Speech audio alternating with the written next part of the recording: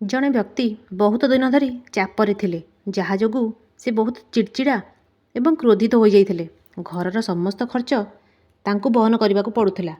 ସମଗ୍ର ପରିବାରର ଦାୟିତ୍ୱ ତାଙ୍କ ଉପରେ ଥିଲା। ପ୍ରତିଦିନ ଜଣେ ନା ଜଣେ ସମ୍ପର୍କୀୟ ତାଙ୍କ ଘରକୁ ଆସୁଥିଲେ। ତାଙ୍କୁ ବହୁତ ଟଙ୍କା ଖର୍ଚ୍ଚ କରିବାକୁ ପଡ଼ୁଥିଲା। ଇତ୍ୟାଦି କାରଣରୁ ସେ ସବୁବେଳେ ଚିନ୍ତିତ ରହୁଥିଲେ। ଏହି କଥାଗୁଡ଼ିକ ଭାବି ସେ ପ୍ରାୟତଃ ବହୁତ ବିରକ୍ତ ହେଉଥିଲେ। ସେ ପ୍ରାୟତଃ ତାଙ୍କ ପିଲାମାନଙ୍କୁ ଗାଳି ଦେଉଥିଲେ ଏବଂ ପ୍ରାୟତଃ କୌଣସି ନା କୌଣସି କଥା ପାଇଁ ତାଙ୍କ ସ୍ତ୍ରୀଙ୍କ ସହ ଝଗଡ଼ା କରୁଥିଲେ। ଏହିପରି ଭାବରେ ସମୟ ଅତିବାହିତ ହେଉଥାଏ। ଦିନେ ତାଙ୍କ ପୁଅ ତାଙ୍କ ପାଖକୁ ଆସି କହିଲା, ବାପା, ଦୟାକରି ମୋ ସ୍କୁଲ ହୋମୱାର୍କରେ ମୋତେ ସାହାଯ୍ୟ କରନ୍ତୁ। ଲୋକଟି ପୂର୍ବରୁ ଚିନ୍ତିତ ଥିଲା, ତେଣୁ ସେ ତା ପୁଅକୁ ଗାଳି ଦେଇ ବିଦା କରିଦେଲା। କିନ୍ତୁ କିଛି ସମୟ ପରେ ଯେତେବେଳେ ତାଙ୍କ କ୍ରୋଧ ଶାନ୍ତ ହେଲା, ସେ ତାଙ୍କ ପୁଅ ପାଖକୁ ଗଲେ। ସେ ଦେଖିଲେ ଯେ ତାଙ୍କ ପୁଅ ଗଭୀର ନିଦରେ ଶୋଇପଡ଼ିଛି ଏବଂ ତା ହାତରେ ତାର ହୋମୱାର୍କ କପି ଅଛି। ସେ ଧୀରେ ଧୀରେ କପିଟିକୁ ନେଇ ଟେବୁଲ ଉପରେ ରଖିବାକୁ ଚେଷ୍ଟା କରିବା ବେଳେ ତାଙ୍କର ନଜର ହୋମୱାର୍କର ହେଡ଼ଲାଇନ୍ ଉପରେ ପଡ଼ିଲା। ହୋମୱାର୍କର ହେଡ଼ଲାଇନ୍ ଥିଲା, ଯେଉଁ ଜିନିଷ ପ୍ରଥମେ ଆମେ ପସନ୍ଦ କରିନଥାଉ କିନ୍ତୁ ପରେ ତାହା ଆମ ପାଇଁ ଭଲ ହୋଇଥାଏ। ପିଲାଟିକୁ ଏହି ହେଡ଼ଲାଇନ୍ ଉପରେ ଏକ ଅନୁଚ୍ଛେଦ ଲେଖିବାକୁ ପଡ଼ିଥିଲା ଏବଂ ସେ ଲେଖିଥିଲା। କପିଟିକୁ ତା ବାପା ରଖିବା ପୂର୍ବରୁ ପଢ଼ିବା ଆରମ୍ଭ କଲେ। ମୁଁ ମୋର ଶେଷ ପରୀକ୍ଷା ପାଇଁ ବହୁତ କୃତଜ୍ଞ, କାରଣ ପ୍ରଥମେ ଏହା ସୁଖଦ ମନେ ନହେଲେ ମଧ୍ୟ ତାପରେ ସ୍କୁଲ ଛୁଟି ଆସିଥାଏ।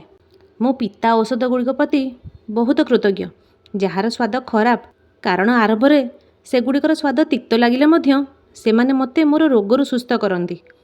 ମୁଁ ସେହି ଆଲାର୍ମ ଘଣ୍ଟା ପ୍ରତି ବହୁତ କୃତଜ୍ଞ, ଯାହା ପ୍ରତିଦିନ ସକାଳେ ମୋତେ ଉଠାଇ କୁହେ ଯେ ମୁଁ ଜୀବିତ। ମୁଁ ଭଗବାନଙ୍କୁ ବହୁତ ଧନ୍ୟବାଦ ଦେଉଛି, ଯିଏ ମୋତେ ଏତେ ଭଲ ବାପା ଦେଇଛନ୍ତି, କାରଣ ତାଙ୍କର ଗାଳି ମୋତେ ଆରମ୍ଭରେ ବହୁତ ଖରାପ ଲାଗେ, କିନ୍ତୁ ସେ ମୋ ପାଇଁ ଖେଳନା ଆଣନ୍ତି, ମୋତେ ବାହାରକୁ ନେଇଯାଆନ୍ତି ଏବଂ ମୋତେ ଭଲ ଭଲ ଜିନିଷ ଖୁଆଇ ଦିଅନ୍ତି। ଏବଂ ମୁଁ ଖୁସି ଯେ ମୋର ଜଣେ ବାପା ଅଛନ୍ତି, କାରଣ ମୋ ବନ୍ଧୁ ରାଜୁର ବାପା ଏହି ଦୁନିଆରେ ନାହାନ୍ତି।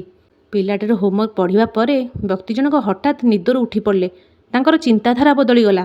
ପିଲାଟି ଲେଖିଥିବା କଥାଗୁଡ଼ିକ ତାଙ୍କ ମନରେ ବାରମ୍ବାର ଘୁରି ବୁଲୁଥିଲା, ବିଶେଷ କରି ସେହି ଶେଷ ଧାଡ଼ି। ତାଙ୍କର ନିଦ ହଜିଗଲା।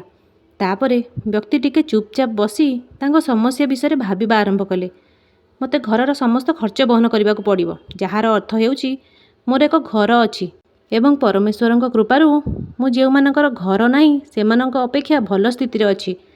ମୋତେ ସମଗ୍ର ପରିବାରର ଦାୟିତ୍ୱ ନେବାକୁ ପଡ଼ିବ, ଅର୍ଥାତ୍ ମୋର ଏକ ପରିବାର ଅଛି, ସ୍ତ୍ରୀ ଅଛି, ପିଲାମାନେ ଅଛନ୍ତି ଏବଂ ଭଗବାନଙ୍କ କୃପାରୁ ମୁଁ ସେମାନଙ୍କ ଅପେକ୍ଷା ଭାଗ୍ୟବାନ ଯେଉଁମାନଙ୍କର ପରିବାର ନାହିଁ ଏବଂ ସେମାନେ ଦୁନିଆରେ ଏକା। ମୋ ଘରକୁ ଜଣେ କିମ୍ବା ଅନ୍ୟ ଜଣେ ବନ୍ଧୁ କିମ୍ବା ସମ୍ପର୍କୀୟ ଆସୁଛନ୍ତି। ଏହାର ଅର୍ଥ ହେଉଛି ମୋର ଏକ ସାମାଜିକ ସ୍ଥିତି ଅଛି ଏବଂ ମୋର ସୁଖ ଏବଂ ଦୁଃଖରେ ମୋତେ ସମର୍ଥନ କରୁଥିବା ଲୋକ ଅଛନ୍ତି। ମୁଁ ବହୁତ ଖର୍ଚ୍ଚ କରେ, ଯାହାର ଅର୍ଥ ହେଉଛି ମୋର ଏକ ଭଲ ଚାକିରି ଅଛି ଏବଂ ମୁଁ ସେମାନଙ୍କ ଅପେକ୍ଷା ଭଲରେ ଅଛି ଯେଉଁମାନେ ବେକାର ଅଛନ୍ତି କିମ୍ବା ଟଙ୍କା ଯୋଗୁଁ ଅନେକ ଜିନିଷ ଏବଂ ସୁବିଧାରୁ ବଞ୍ଚିତ ଅଛନ୍ତି। ହେ ପ୍ରଭୁ, ଆପଣଙ୍କୁ ବହୁତ ଧନ୍ୟବାଦ। ମୋତେ କ୍ଷମା କରନ୍ତୁ, ମୁଁ ଆପଣଙ୍କ ଦୟାକୁ ଚିହ୍ନି ପାରିଲି ନାହିଁ। ଏହାପରେ ତାଙ୍କର ଚିନ୍ତାଧାରା ସମ୍ପୂର୍ଣ୍ଣ ବଦଳିଗଲା। ତାଙ୍କର ସମସ୍ତ ଚିନ୍ତା ଏବଂ ଉତ୍ତେଜନା ହଠାତ୍ ଉଭାନ ହୋଇଗଲା। ସେ ସମ୍ପୂର୍ଣ୍ଣ ପରିବର୍ତ୍ତନ ହୋଇଗଲେ। ସେ ତାଙ୍କ ପୁଅ ପାଖକୁ ଦୌଡ଼ିଗଲେ ଏବଂ ତାକୁ କୋଳକୁ ନେଲେ ଏବଂ ତା କପାଳକୁ ଚୁମା ଦେଇ ତାଙ୍କ ପୁଅ ଏବଂ ପରମେଶ୍ୱରଙ୍କୁ ଧନ୍ୟବାଦ ଦେବାକୁ ଲାଗିଲେ। ତ ସାଙ୍ଗମାନେ, ଆମେ ଯେକୌଣସି ସମସ୍ୟାର ସମ୍ମୁଖୀନ ହେଉ, ଯେପର୍ଯ୍ୟନ୍ତ ଆମେ ସେଗୁଡ଼ିକୁ ନେଗେଟିଭ୍ ଦୃଷ୍ଟିକୋଣରୁ ଦେଖୁ, ସେ ପର୍ଯ୍ୟନ୍ତ ଆମେ ଗମ୍ଭୀର ସମସ୍ୟାରେ ଘେରି ରହିବୁ। କିନ୍ତୁ ଯେତେବେଳେ ଆମେ ସମାନ ଜିନିଷଗୁଡ଼ିକୁ, ସମାନ ପରିସ୍ଥିତିଗୁଡ଼ିକୁ ପଜିଟିଭ୍ ଦୃଷ୍ଟିକୋଣରୁ ଦେଖିବା, ଆମର ଚିନ୍ତାଧାରା ତୁରନ୍ତ ବଦଳିଯିବ। ଆମର ସମସ୍ତ ଚିନ୍ତା, ଆମର ସମସ୍ତ ସମସ୍ୟା, ଆମର ସମସ୍ତ ଟେନସନ୍ ତୁରନ୍ତ ଶେଷ ହୋଇଯିବ ଏବଂ ଆମେ ସମସ୍ୟାରୁ ବାହାରିବାର ନୂତନ ଉପାୟ ଦେଖିବା ଆରମ୍ଭ କରିଦେବା। ସାଙ୍ଗମାନେ, ଯଦି ଗପଟି ଭଲ ଲାଗିଥାଏ ପ୍ଲିଜ୍ ଲାଇକ୍, ସେୟାର, ସବସ୍କ୍ରାଇବ୍ ନିଶ୍ଚୟ କରିବେ। ଜୟ ଜଗନ୍ନାଥ।